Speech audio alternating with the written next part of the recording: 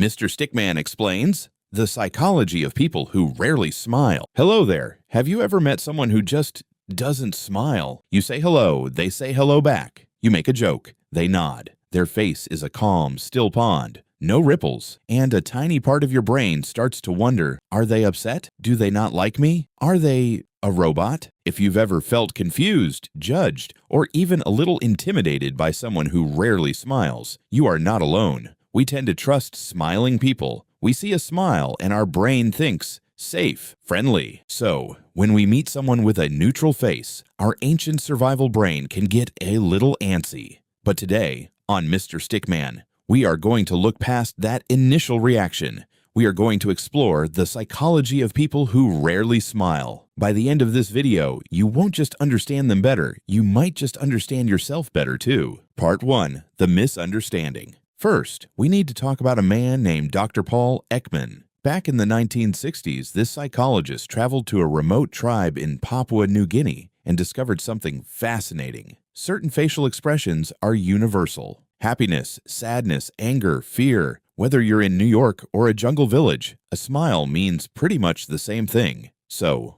on paper, a smile is the universal language for I am happy. But here's where it gets complicated. Life is not always happy, and for some people, the face they show the world is not always a reflection of the storm inside.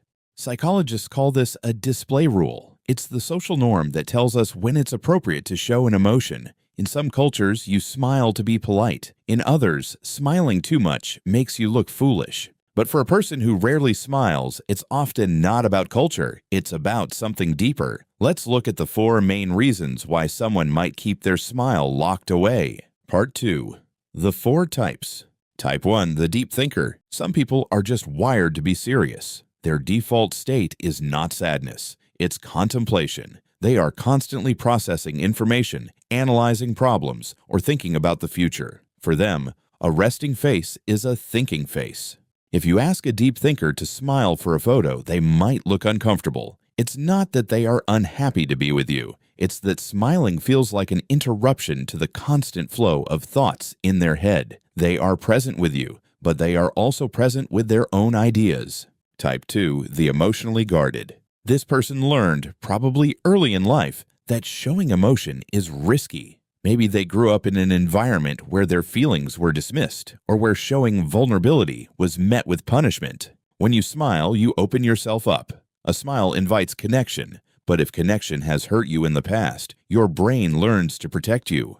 The neutral face becomes a shield. It says, I am safe in here. You cannot hurt what you cannot read.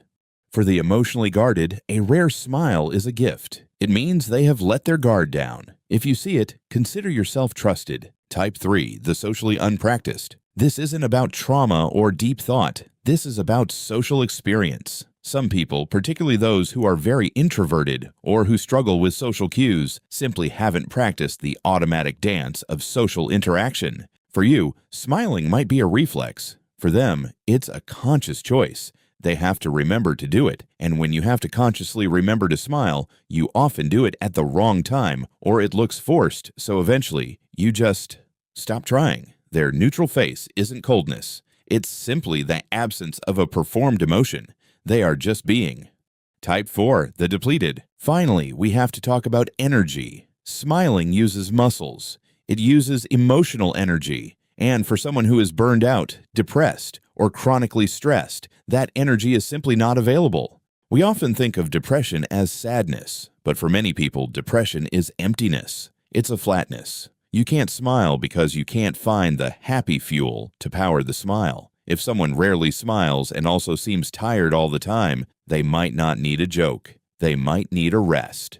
Part 3. The mirror effect. Here is the most important thing I want you to understand today, and it's something called the mirror neuron system. Your brain is wired to mirror the people you interact with. When someone smiles at you, your brain fires the same neurons as if you were smiling. You quite literally catch their emotion. It's why laughter is contagious. So, when you meet someone who doesn't smile, your mirror neurons don't fire. You don't get that emotional feedback. And your brain interprets the lack of feedback as rejection. You feel uncomfortable because your brain is trying to connect and it's getting a busy signal. But here is the secret. Once you know this, you can stop taking it personally. You can recognize, my discomfort is just my mirror neurons not getting their signal. This isn't about me. Part 4, the self-development turn, what we can learn. So, what do we do with this information? Whether you are the person who rarely smiles or you love someone who rarely smiles, here are 3 simple takeaways. 1. If you are the non-smiler,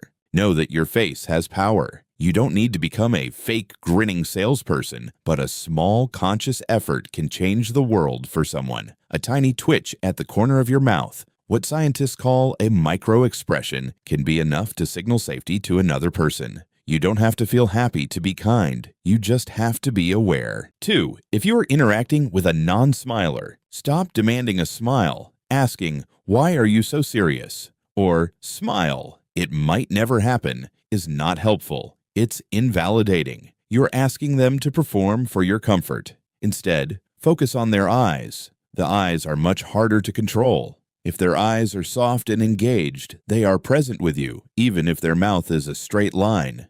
3. For everyone, judge less. We live in a world that demands constant performance. We want everyone to be happy all the time because it makes us feel comfortable, but a person's face is their private property. They don't owe you a smile any more than they owe you their life story. Sometimes the person who isn't smiling is the most real person in the room. They are just being. Conclusion. So the next time you see a neutral face across the table, on the bus, or even in the mirror, remember this: a lack of a smile is not a lack of feeling. It might be a mind at work. It might be a heart protecting itself. It might be a battery that's simply run flat.